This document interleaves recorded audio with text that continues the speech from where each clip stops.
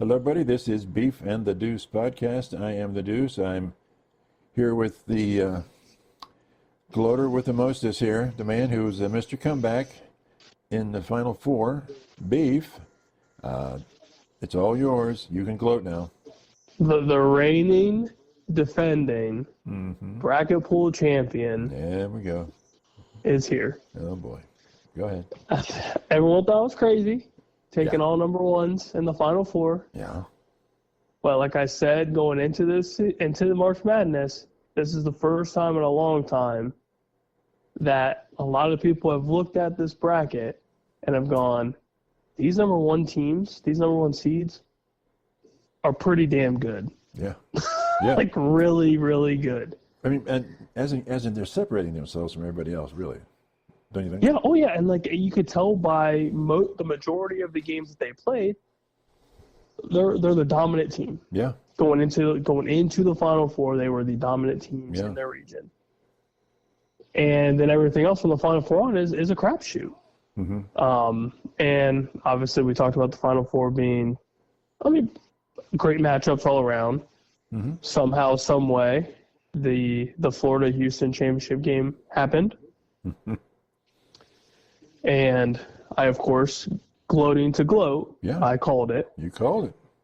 And then going into that national championship game, there's a lot of people in Houston and doubting Florida. And old Gators won your boys some money. Had another just miraculous comeback. I tell you. They led for a minute in the game. Yep. Like a little more than a minute in the for the entirety of the game. I know. Like, that's insane. Oh, I know it is. Like, if you didn't know the score of the game and you look at those stats, a very simple, common individual would go, Houston won that game. Yeah. Yeah, absolutely. And they blew it. They absolutely blew it within the last, minute, basically. They got scared, got nervous, costly turnovers. Yeah. And that last one for sure, just dribbling off his foot. That is that is nerves on top of nerves. Man, oh man. Yeah, you're right. Because if he doesn't lose that ball, he drives to the hoop, that's game. Yeah. Yeah. Like it's unbelievable. Yeah. But yeah, the bank account's a little heavier now, which is nice. I'm sure it will be gone here soon. Yeah. But yeah. At least for the time being, it looks nice. You're buying the first round, right? Oh yeah, according to Bob, I gotta buy everyone beer. So Bob doesn't lie when it comes to that. No, he doesn't. He is the man. He knows who's buying the beer. He's the man with the plan. That's right. Love it. Oh yeah. So before we get going, is there anything with of course we got the it's not the spring game, but the whatever game. Basically the spring showcase, if you will. That's right. Anything new about that one? So it sounds like quarterback competition between Julian Sain and Keenholz is hot. Mm-hmm. It's very, very close, which who knows what to believe. Yeah. But at least for the meantime, it's close, which obviously, regardless of who it ends up being, the fact that there's competition early is great. Mm-hmm. It is spectacular because Lincoln coming into Columbus was a multi-sport athlete. Yeah, which is always good. Mm-hmm. And obviously, if there's competition early, he is showing Brian Hartline, he's showing Ryan Day that he has something. Mm-hmm. That something is there, and he's gotten bigger from the time he's come in until now. He's put on I think they said 15 pounds. Really? He's just bigger, and he's tall. Yeah. And then with Julian saying, there's some talks just here coming home on the radio that there might be some speculation that maybe Julian saying isn't as good as people thought. Well, how could that be? Or Lincoln Keenholz is just better than what people thought. It's kind of going both ways. How could they say he's not as good as we thought? I mean, how would they come to that conclusion? My only guess would be that the competition is getting the best of him. That maybe he's a little nervous. No, obviously nobody knows anything about anything, right? Unless you're there. Yeah, or you. Or you are the person. You are the guy. Yeah. But at the end of the day, it is, maybe you're good one day, maybe you're not. Maybe you're top tier for a week and then you kind of fall off a little bit. It's spring. Mm-hmm. And what matters is that crunch time and like late July, early August, just before the season's, kickstart. Mm-hmm. That it really matters. So I don't take a lot of the hearsay or reports to heart. Well, but because you really don't know. Yeah, but Dave's putting a lot of emphasis on the next weekend, the true spring game. He says, I'm going to play a spring game. None of this other crap. I need a spring game to see these players play.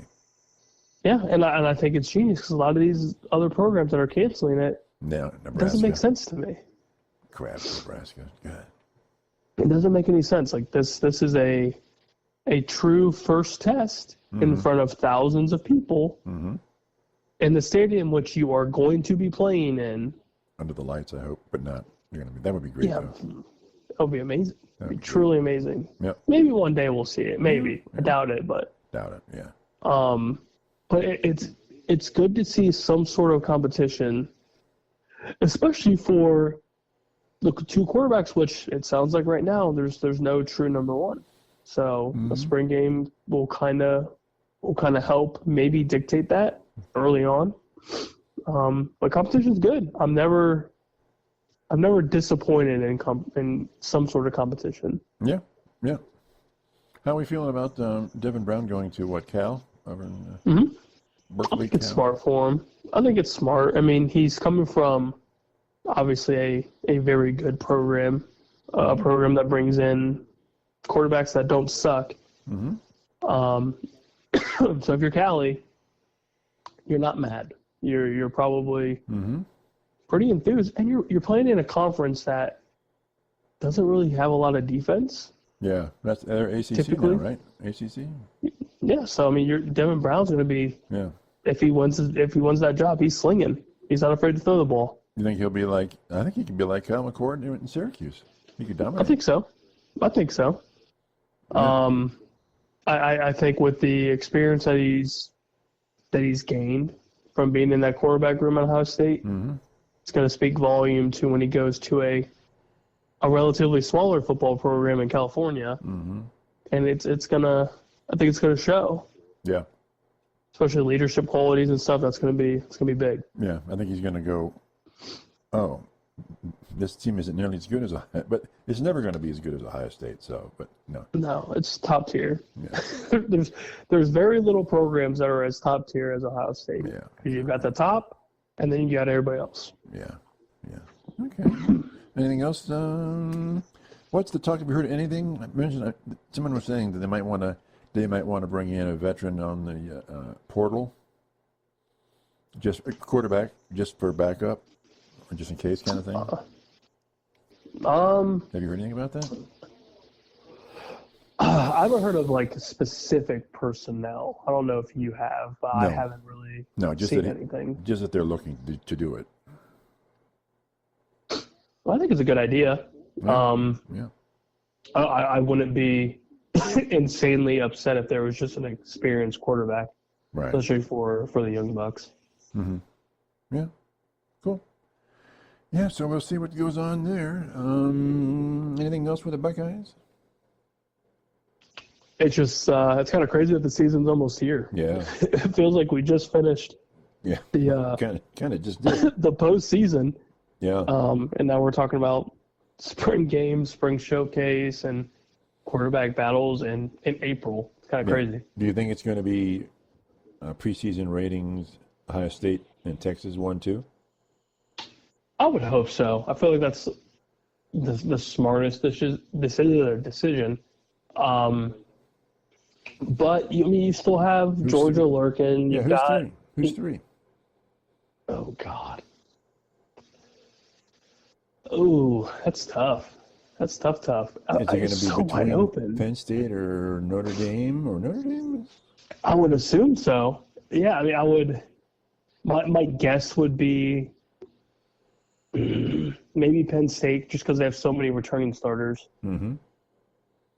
But you don't like Penn State. But I don't think Notre Dame's terribly far off. Yeah. But they do have a new quarterback, right? So they've got to figure that one out. Yeah. That's tough. That is tough. I think outside of the 1 and 2s, I think there's going to be maybe kind of a dip a little bit, not enough to be, like, oh, okay. But I think Georgia's probably going to be sprinkled in there. Penn State, Notre Dame, obviously, maybe Oregon. Yeah. What about Oregon? Out of the top 5, you think? If they are, they're just out. Like, they're just outside of it. Okay. But I also wouldn't be surprised if they are in the top 5. Dan Lanning's a hell of a coach, and Oregon gets recruits. Yeah. So they get some talented players. They do. They know how to play football. So you're thinking maybe Penn State, maybe then Notre Dame, Oregon? Yeah, I mean, maybe Michigan sneaks in there somewhere in the top 10 with all the recruits. I doubt it, but not top 5. Some hype around. No, there's some hype with Bryce Underwood. There's some hype just in general. I mean, it's a Big Ten school. Yeah. But yeah, I mean, it's tough to figure out exactly this early who's truly deserving of it. But I think 1 and 2 for sure, in my opinion. I mean, Texas has got a ton of hype with Manning under center now. Sure. And then you can't say OSU's not number 1. You have to beat the top dog to be the top dog. So until that happens, I feel like OSU at 1 is deserving, as much as I don't want it to be. So do you? I don't want that curse. Yeah. Do you? Would you be surprised if it was 3 Big Ten schools in the top 5? No, I don't think so. Penn State's returned a bunch of starters. I mean, last year Oregon was the number 1 seed for a reason. And then obviously the Buckeyes. I truly would not be surprised, especially if it was like out of the first 4 squads, 3 of them are Big Ten. It wouldn't surprise me. Yeah, I wouldn't be surprised if it was like 1, 3, 5. Yeah, wouldn't be surprised at all. I mean, there's hype around Penn State like there is, I feel like, every other year. and James Franklin does what James Franklin does and just poo-poos down his leg when it comes to the big game. You just don't think there's any shot in hell for that, do you? I don't. For him, no. Just because it's happened for so long. It'd be one thing if it was like the last couple of years. And there was some sort of, promise. Yeah. And then it just dissipates. And then he kind of runs his suck a little bit, and it almost gets more annoying because he runs his suck and there's nothing to back it up. Like you have one quality win, man. And then last year you had your CFP run, which you played. Yeah. Nobody really, in the grand scheme of things, you played nobody. Yeah. Yeah. So, not saying Boise State is a nobody, but look at like what OSU did. Right. Look who they beat, and then it makes sense as to why they are the national champions. Right. Yeah. You're not looking at Penn State and being like, oh yeah, you beat SMU, you beat Boise, cool. And then you lost against a quality opponent in Notre Dame. Like, they're Yeah. Yep. Maybe I'm just a hater, but I feel like I feel like the facts are there to you just got to prove it. Disprove of James Franklin's quality coaching. Yeah. There's really not much. Is he missing something on the recruiting side, or is it just him? I think it's just him. Okay. I feel like he has the talent. Like Drew Aller's not a terrible quarterback. Right. He's not the greatest, but he's not terrible. Yeah. Yeah, the defense. You have one of the best defensive players in the nation. Yeah. And I feel like, you have one of the best, if not the best, tight end in the draft, in Tyler Warren. Yeah. Good running back. Yeah, you have a 1-2 threat in the backfield. Yeah. But you get into these games where you just don't throw the damn ball. You have receivers that you don't throw the ball to. That's an issue. Yeah. Like your offense is so stagnant, but you have all this talent and you claim that you're the best team in the nation, but you don't prove it. They get so conservative in these close games. Yeah. That like half their offense is completely forgotten. But couldn't you have said that about Ryan Day for a while? Oh yeah, I mean, and just here recently he was on the T-Bone and Common and T-Bone radio station yesterday, and I guess essentially kind of owned up to, or I guess like not blaming the people for kind of being upset with like the Michigan stuff. Like it makes sense. It makes sense, and he's fortunate to have the run that he did last season. Yeah. Because he would be hearing a ton, a ton of negative everything.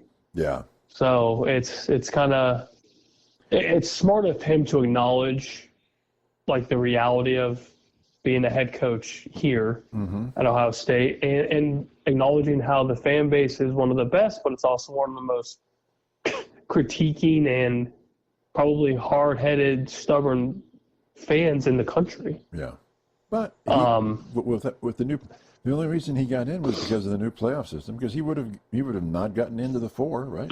2 losses. Yep, it would have been very close. I think they would have squeaked in at that 8 if there was 8 teams. Yeah, 8 he would have. Yeah, but if it was just the 4, no, not a chance. Oh no, not even close. Not even close. Okay. How about some golf here? It's Masters week. Oh yes.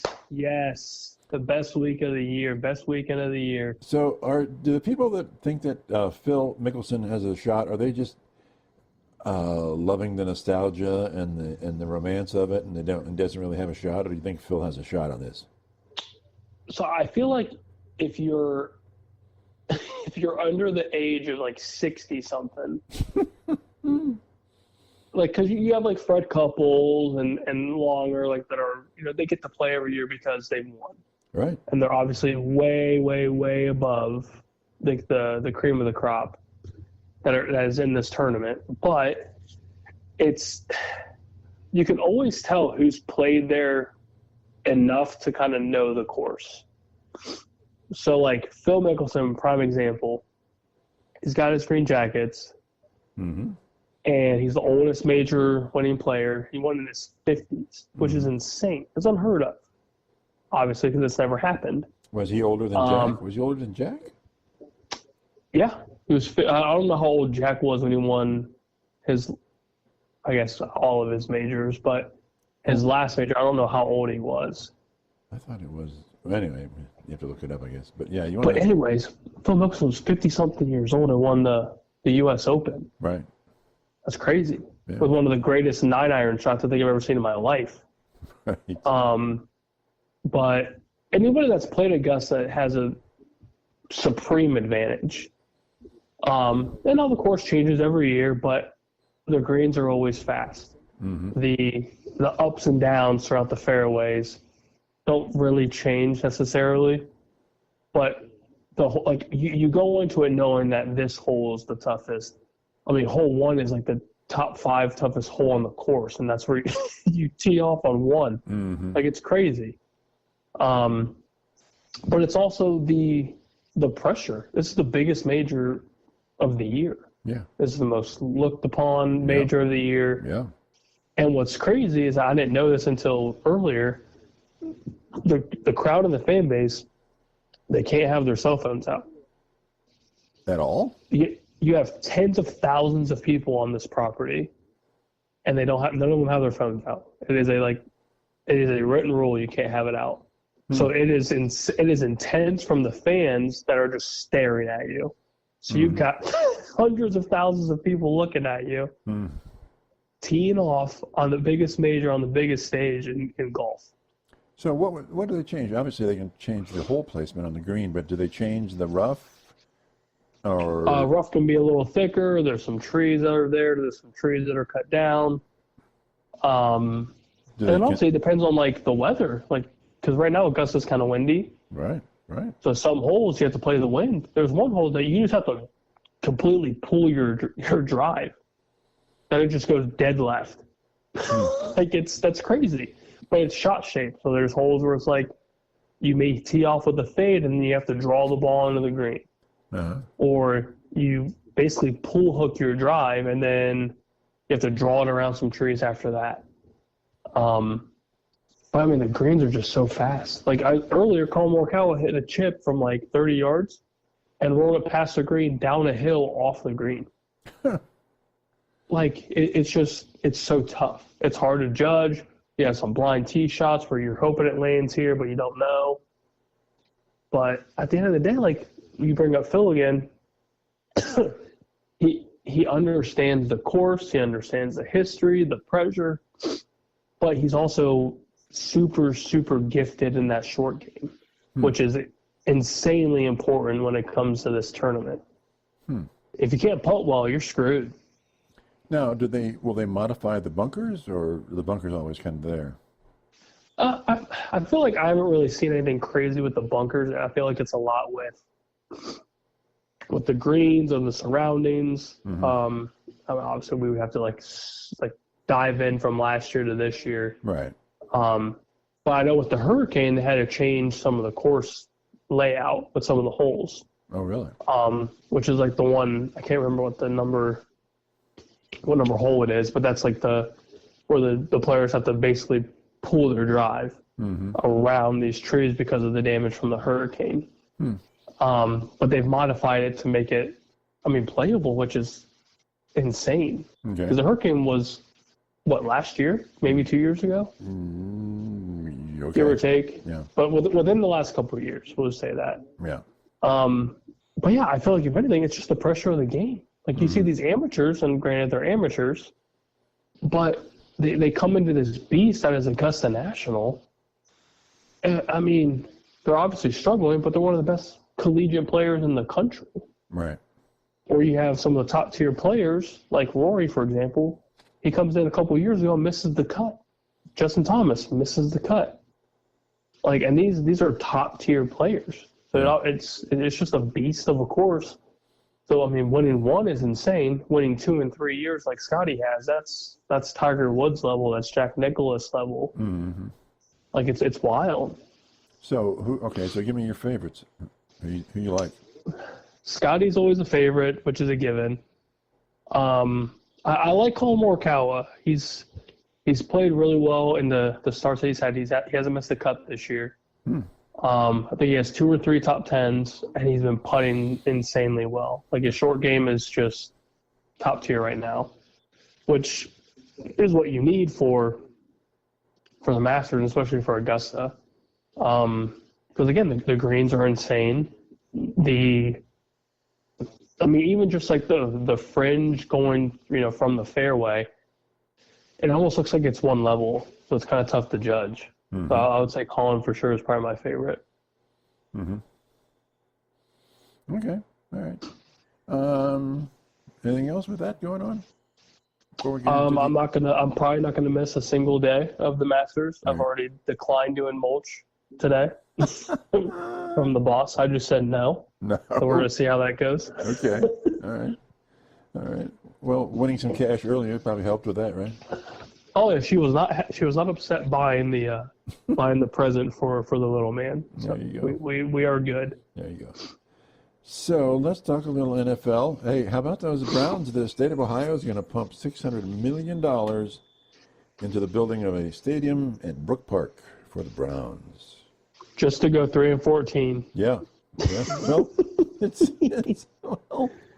it's almost, I mean, it's almost twice the Watson contract, right?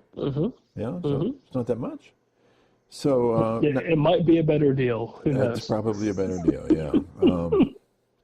So Brook Park is going to be a lot, from a time point of view, from here, a lot closer than downtown Lakefront, Cleveland, and super easy to get to. Is that going to increase your likelihood of checking out a game once in a while here? Or?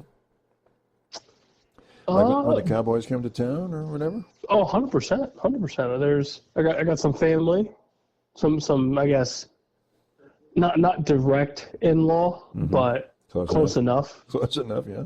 Who's got season tickets. Yeah. So wow. it has been offered, and, obviously dad priorities, but yeah. Yes, eventually I will have to, because I've already been to the current stadium, Mm-hmm. good old Dog Pound. Been there, enjoyed that. Mm-hmm. So yeah, I feel like it would almost be a necessity to go and check out the new spot when it is all Yeah. said and done. You're going to be a dome? Cleveland in a dome? What the heck is that? That's going to be super weird. Wait a minute. Where's all that cold-ass weather that... Yeah, where's the wind? Where's the snow? Yeah, where's the... Oh, yeah, my God. Where's the hatred of the lake effect? Yeah. Ooh, man, that is brutal. It's gross. But I think it'll be good for the fan base. It'll be good for the city, obviously. Yeah. There'll be definitely a lot of excitement. Mm-hmm. And maybe it brings some good luck to the Cleveland organization because there hasn't been shit in forever. Yeah. So we will see. It's exciting though. It's exciting for you guys. You could see a Super Bowl in Cleveland. How's that for weird? God, no. What's a dome No. stadium? It's a dome. Oh, if to host the Super Bowl, yeah, but not for you guys to play in it. Oh no. I mean just to be to host a Super Bowl. No, Yeah. just to host it would be great. And I would assume shortly after they build that stadium that they will have a Super Bowl in town at some point relatively soon. Yeah. So okay. Now how about what's this? I'm hearing with T.J. Watt that maybe they're moving. The Steelers are moving on from T.J. Watt. Can they really? Are they really going to do that? Now you're telling me that there's no way they should move on, and they really have no option but to pay him $40 million. And of course, I told you, you can't tell an owner that they have no option because they're the owners, and by God, they've got the options, right? Yep, in their mind, whatever they do is the right answer. That's the correct answer. Just ask your guy. Yeah, God. So, Absolute idiot. Do you think they will, or are they going to move? That's a lot of money. I almost feel like, obviously this is, as a owner, you do whatever you want. Right. But I feel like they're almost forced to pay him because he's been one of their best defensive players in their history. Mm-hmm. Has never won a playoff game. Has not. But the stat lines that he has produced, obviously he's been banged up a little bit, so I'm sure that goes into It's 30 years old. a lot of this decision making. He is the ripe age of 30. Mm-hmm. But I mean, he's still playing high quality football. Yeah. He's your defensive captain. If you're a Steelers fan or Steelers personnel, that is your guy. Mm-hmm. And the name alone should, with the Watt last name, with what his brother did in the league, like that. You know how hard it is just to say, nah, man, we're going to move on from T.J. Watt, and then he's going to go to a high caliber, top tier team, probably like Philadelphia or Kansas City or yeah, absolutely. like that. That's what's going to happen. So like, do you risk that as Pittsburgh ownership? Well, but the Steelers have a long history of bringing in good defensive linemen. I mean, really good defensive linemen. Mm-hmm. And they sort of are able to kind of like, okay, we'll move on from you and bring in another guy who's going to be a superstar. But that's a huge gamble for what Watt's already done. Yeah, but So I feel like they're almost inclined to pay him. I mean, they can blame Myles Garrett for this insane deal. right. So I understand that's a lot of it. A lot has to do with Right. Myles Garrett and then eventually Micah Parsons if he actually gets his damn deal, which we're all still waiting for. But yeah, I mean, it's somewhere like the quarterback market. Everyone started paying their quarterbacks when this Deshaun Watson thing came out. Yeah, once they did the Watson deal, and it was all the bets are off. Yep. So there's a lot of pressure with that, I believe. Mm-hmm. That is stirring a lot of this. Maybe this isn't the smartest thing to do, but I feel like the Steelers still have a ton of money. Like they've paid DK Metcalf his 5-year deal, which it's kind of a 50-50. In my opinion, whether it's a good deal or not. It is a ton of money. But if you lose T.J. Watt, who else do you have on your defense? The next guy up. Who's in the draft that you believe is, able to approach that caliber of play, within his career at like post draft. So it is a risk. It's a big risk. I think they need to pay him. but I guess we will find out. So you're going to get a top tier defensive lineman making $40 million a year, right? Mm-hmm. Oof. It's a lot. That's a lot of money. It is a lot, and it also depends on the longevity of the deal too. Yeah. So if they give him like a 3-year, 120 something. Yeah. I mean, what about Hendricks then? There with the Bengals then he's got. It sounds like the Bengals want a first-round pick.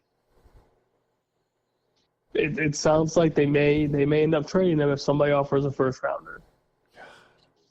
And if they do, I wouldn't be terribly upset. Really? Why not? Why? If you get a first-rounder,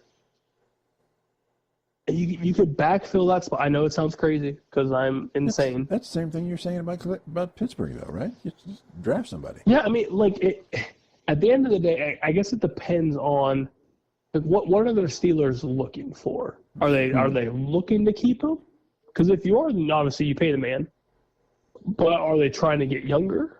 I think trying to win a playoff game. Or are they trying to go to the playoffs? Yeah, and win a game. Yeah. Yeah, if you're going to the playoffs, you pay T.J. Watt. It's as simple as that. If you're trying to rebuild the franchise, then maybe the draft picks are the answer. Doesn't it look like the Steelers are doing a little bit out of their normal this offseason with people? They went out and signed DK, which was pretty uncharacteristic. Yeah. And paid him a lot of money. And if they get Aaron Rodgers, right?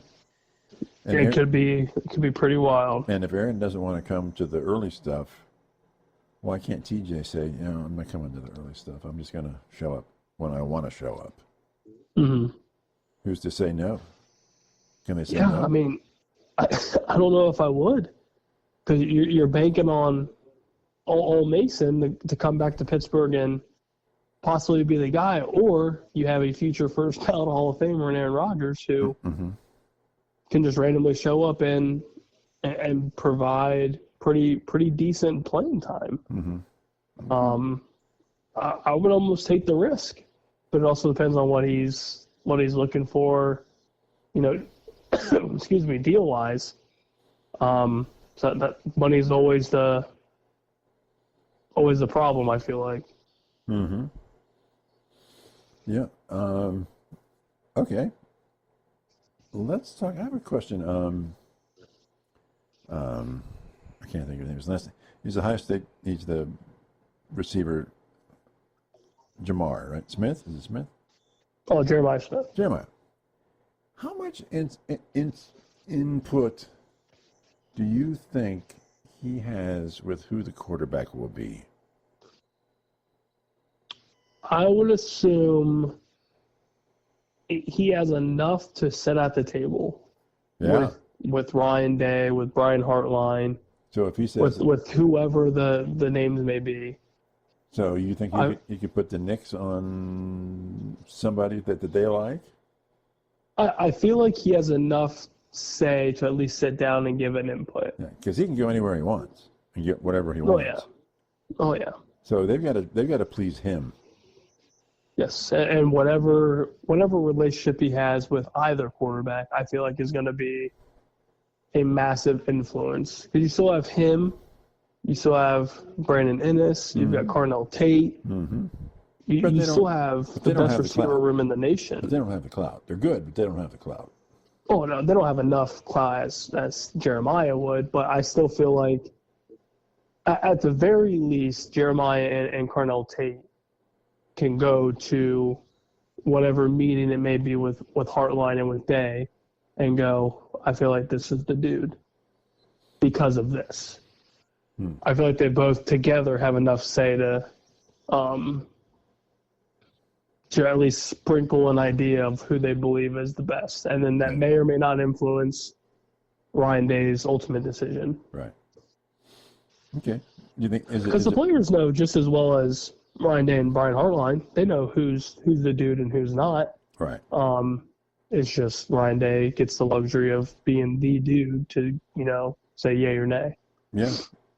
But isn't the dude Smith not Day right now? What's that? Isn't Smith actually the dude right now, not Ryan Day? Oh, he's absolutely the dude. I mean, he's Jeremiah is the guy. you need to please him and keep him on your team, right? Because he can go, he can walk, right? And I feel like he's Probably not going to. Ryan Day gives him the time of day. Obviously, no pun intended. I bet he does. But I also feel like there's a respect factor amongst player and head coach, at least with Ryan Day, Hartline, and Jeremiah. Okay. Because at the end of the day, Ryan Day could have just told him, 3 or 4 practices in, no, your black stripe staying on your helmet. Mm-hmm. But it didn't, and obviously that was for good reason. So I feel like that respect factor alone is like, I see you, trust me if I do this sort of thing. Okay. All right. I just thought I'd ask that question. If I upset some people. No, it's very interesting. Yeah. It's very interesting. Because people, the whole team is just up and leave sometimes anymore, right? Oh, shit, we've seen it. Yeah. We've definitely seen it. Yeah. It's a weird college football world. Yeah. Where money talks legitimately. Do you think it'll be collective bargaining at some point? There'll be union? It wouldn't surprise me. I'll put it that way. I wouldn't be insanely surprised if it did. But, I feel like, gosh, I feel like NIL would have to get 10 times worse than what it is right now. I feel like most programs kind of have a decent hand on it. But I guess that's more of like the OSUs of the world where you've got the V Foundation where it's just basically money gifted to the program to make this program good. Mm-hmm. So I feel like you'd almost have to control that first, and I don't know how you would, if that makes any sense. So here's another question on that.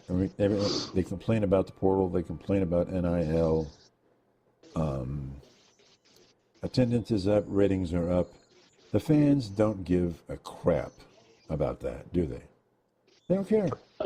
No, as long as you win, I don't think anybody gives right 2 shits. You're playing for Ohio. You're playing for Ohio State. Ohio State's my team. I'm happy with that, and I'll pump the money in, and we'll have a good time. So is it just it's sort of well, it's not inside. Everyone knows about it, but it's like, is it really an issue? Because college football's never been more popular. Ever been more popular. Mm-mm. I think it's an issue for the lower tier programs because they can't do it. They can't do it as well or can't do it as much as Miami, Ohio State, Georgia, Bama, Texas, Michigan. Yeah.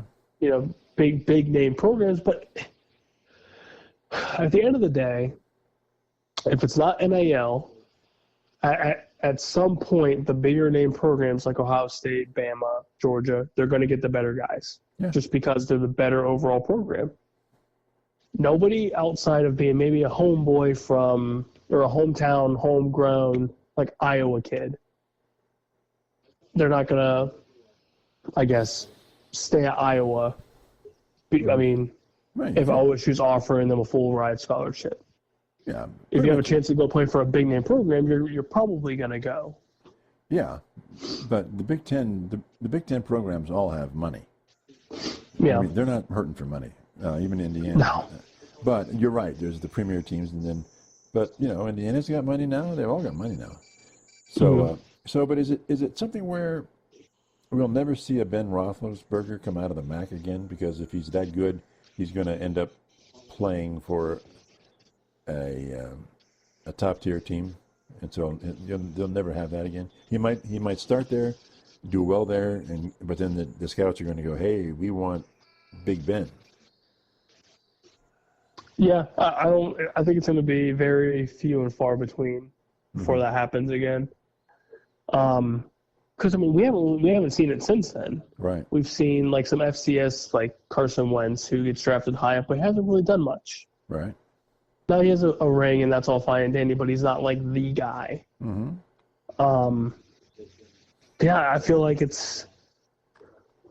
I don't know if I see it happening again, especially in this college football world, because all the big name guys are going to go to top tier programs, or at least mid tier at the very worst. They're not going to. They're not going to drop down. There's 32 teams in between the Big Ten and the SEC. There's 32 teams that all have more money than you do, a lot more money than you do, if you're a MAC school or something like that. And you're just going to develop. It's like a AAA or a AA team in baseball, right? Mm-hmm. Yeah, it's tough. I mean, the only program I could see maybe making a little bit of headway with something like that would be Eddie George and Bowling Green.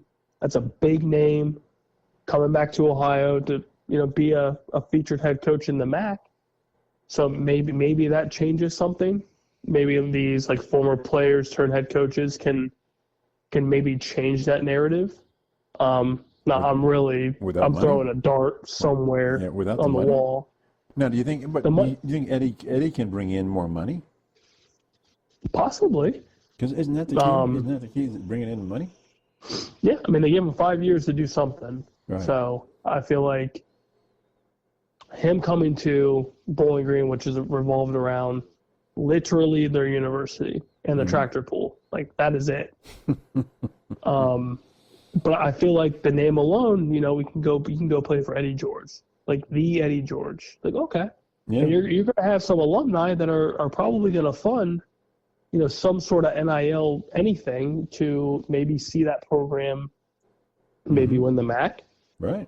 Maybe squeak into the top 25 and then build from there. Yeah. And it has to start somewhere, I guess, but yeah. Don't they have to get the money to keep the people that they develop? Yeah. And that's where the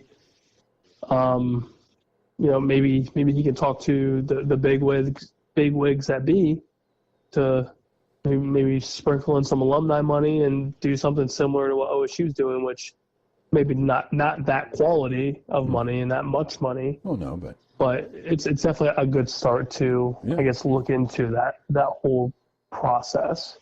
Yeah, because you're not going to get that many. I mean, don't mean to be insulting, but you're not going to get that many players in the MAC schools who are going to maybe legitimately move up to the top tier of the Big Ten. Mm-hmm. A couple, maybe. Yeah, and you got backing from Urban Meyer, which will speak volume. Mm-hmm. And obviously Eddie George being Eddie George, but for him, I think Eddie George's big thing is kill the transfer portal. Do the best you can with the transfer portal and kind of build from there. And I think that's probably the smartest first step. Try to get people to BFE, that is Bowling Green, Ohio, and try to build something there. And then maybe the NIL funding kind of is built from there when they start seeing some sort of progress. Yeah. Yep. Okay. Cool stuff. Are we going to go to our top 10 of the mock draft now? Let's dive into it. All righty. Now, this is the current draft order. At this point, we have no variations or, opt in or opt out. The Titans are number 1. Everyone seems to think it's Cam Ward. I guess I'm going to go with Cam Ward. Yep, I think I'm gonna do the same. Okay. The Browns are number 2. I hope we would get Carter, but there's a lot of buzz about Hunter now. Yep, I think that's where I'm going. You're going. I think I'm gonna believe the hype, and I'm gonna stick with Travis Hunter just because he's saying he wants to play both sides of the football, and I'm sure the Browns are really trying to not screw up this pick. But what's wrong with Carter? I think at the end of the day, regardless of what position he plays, whether it's receiver or cornerback, that fills a need. It's just a matter of what need you want him to fill. Mm-hmm.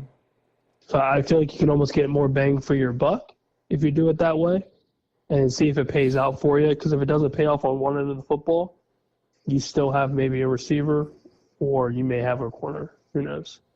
Okay. So you just don't like the idea of Carter? I've liked the idea of Hunter more because of if one side of the ball doesn't pan out, you still have the opportunity of benefiting from that draft pick on the other side. Okay. So I kind of see where the hype is. Now, do I believe he'll pan out on either side? Maybe. I think receiver-wise, it would be interesting because you can kind of move him around all sides of the offense and utilize his athletic ability. And then defensive side, I mean, he's not going to be the true number one because you still have Denzel Ward for the time being. So having, two relatively good corners, I would assume, would be possibly beneficial depending on how the Browns finish out the rest of the draft.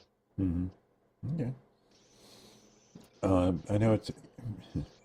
So, what do you think the greatest is? Quarterback the greatest need for the Browns, or are there so many that it's just impossible to say?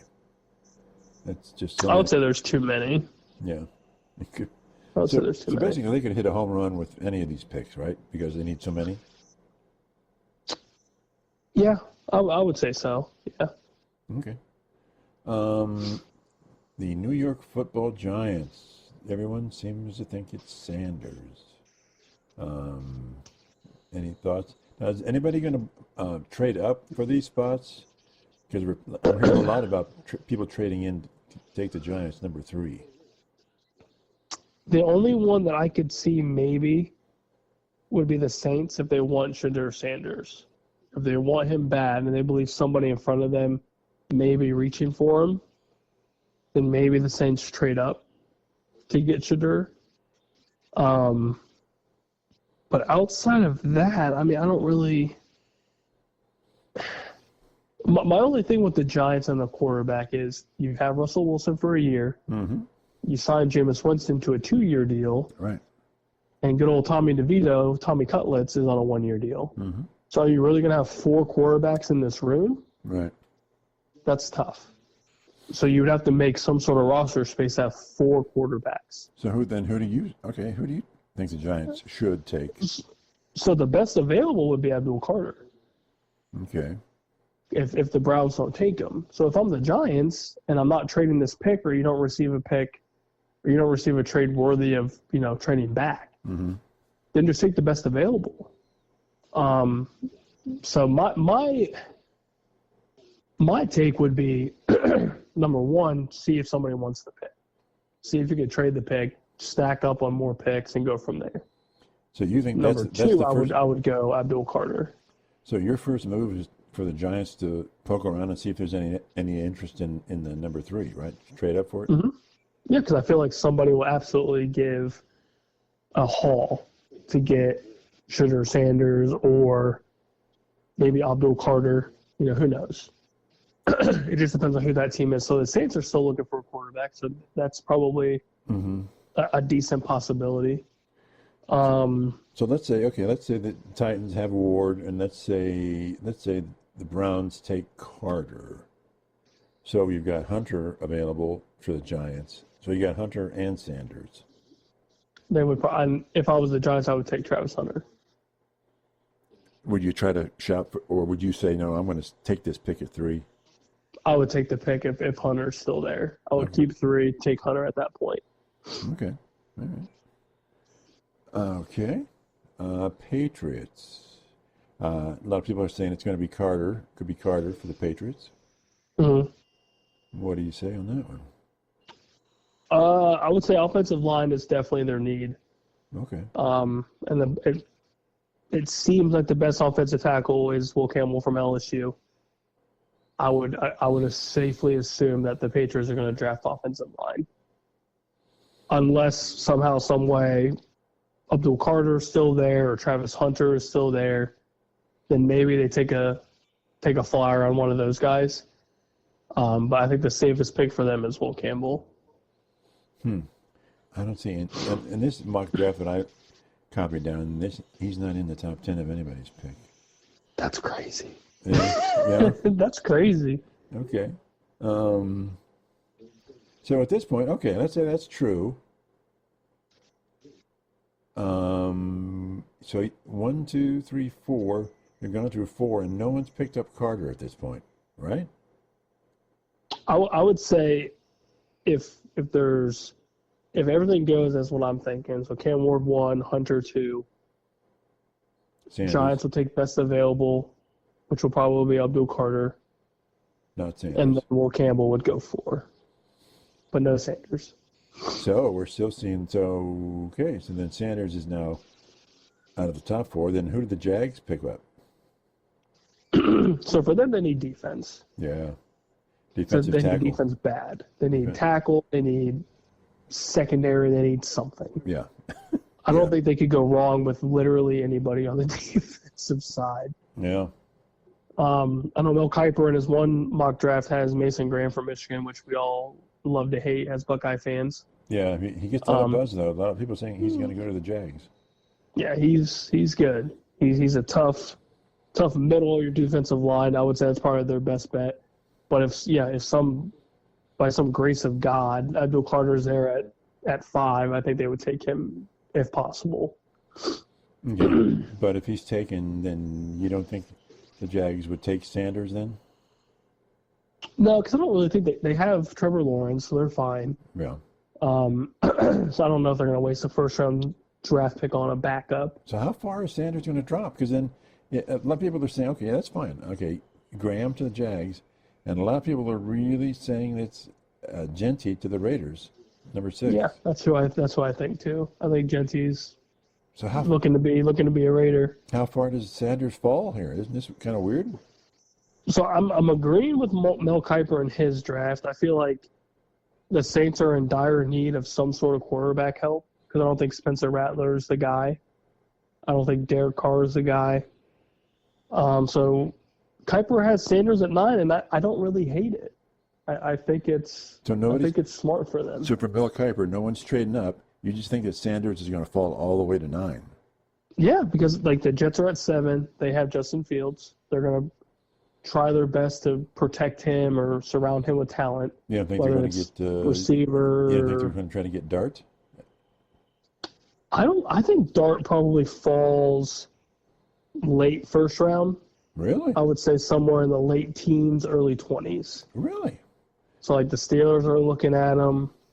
I would assume like somebody like the Rams are looking for him. Mm-hmm. But yeah, outside of that, I feel like it's a lot more position players up until. Okay. So like Carolina's gonna have to take best available at their pick at number 8. all right. So you got Raiders that we got Graham 5 to the Jags, Genty 6 to the Raiders. Then who do you think the Jets are going to pick again? I would say best available on the offensive side, whether it's tackle, maybe they go receiver. But you don't have a pick for them. No, I just put offensive player. But not Sanders. Yeah, not Sanders. Anybody but quarterback and running back, because I feel like they're going to keep Breece Hall and Braylon Allen together. All right. What about Panthers? A lot of people saying Tyler Warren. I don't hate the Warren pick. Mel Kiper has him going 10 to the Bears, but I don't think he goes to 10. I think somebody, either the Panthers pick him up, or somebody trades to 8 and possibly gets Tyler Warren. Why wouldn't the Jets pick him up? I mean, it's possible. It's very possible. But I think their biggest theme, and we kind of saw that last year, was the fact that their offensive line was so bad. Yeah. That I feel like line's probably a necessity. Mm-hmm. Okay. So you think the Panthers could pick up Warren? It's possible, yeah. At 8, and then you think you think a lot of people were saying Walker, linebacker, to the Saints, but you're saying it's going to be Sanders to the Saints, right? Yeah, I'm going to agree with Mel Kiper, and I think Sanders is probably going to go to New Orleans. Huh. Interesting. Just drop all the way down. Okay. Yeah, because I mean, there's really not much of a need anywhere else. Yeah. That's the tough part. The Bears at number 10. I feel like they can't go wrong with anything. Okay. All right. I feel like they could go. I mean, they've done a lot in free agency, so that's good. Mm-hmm. Who's this offensive? Is it offensive tackle? Armand Membu? Big boy. Yep. A lot of people are saying him for the Bears. Yeah, he's good. Old Missouri boy. I feel like he's been talked about a lot in the pre-draft process and obviously the combines and all that stuff. So I feel like line for them would be good. If Tyler Warren's still there, that's obviously good. I could also see them going maybe receiver. The Bears? Maybe sagging a receiver for Caleb Williams. They need offensive line though. But I would say it's if there's a worthy offensive lineman available there, I would say that's probably the best overall pick for them to get the value. Mm-hmm. But say if there's not, and I mean there's kind of a dip from Bull Campbell and old boy from Missouri. Mm-hmm. But you could also trade back if you don't feel like there's somebody worthy. You could have any team really trade up to get maybe a running back, maybe another tight end, maybe an edge rusher. It's kind of tough to say. So I mean, I feel like the Bears couldn't really go wrong with whatever they do at 10. So you think, with as much as the Bears need a line, you think trading back would be okay for them? Yeah, because I mean, you could still get a good offensive lineman because, Buckeye boy Josh Simmons is still there, and if he's not worthy of a top 10 pick, okay, trade back a little bit and see if you can get him in a later pick. Or you can get Donovan Jackson, another offensive lineman from Ohio State. I don't think he's projected to be in the top 10 or top 15. Trade back a little bit and see if you can get some additional picks to kind of build around Caleb or try to build that defense up. I feel like there's a lot that they could do that wouldn't be necessarily wrong. Okay. That's interesting. Okay. Well, there's our top 10 mock draft. And that's about it for us right now. And what are we looking at on the horizon? Just the draft? And the Buckeyes? Yeah, got some draft stuff, Buckeye stuff. We'll see if I hit my Masters pick. Yeah. Well, I'm sure if I can stay hot. He's nine strokes down and he makes it come back. Yeah, could you imagine? Oh, boy, you would be insufferable. Well, not that you aren't, but I do what I can. You do a good job of it. All right, everybody, check us out here on YouTube. That's where we're at, and Twitter as well, at Beef from the Deuce Podcast. So we'll talk to you all next time. Bye.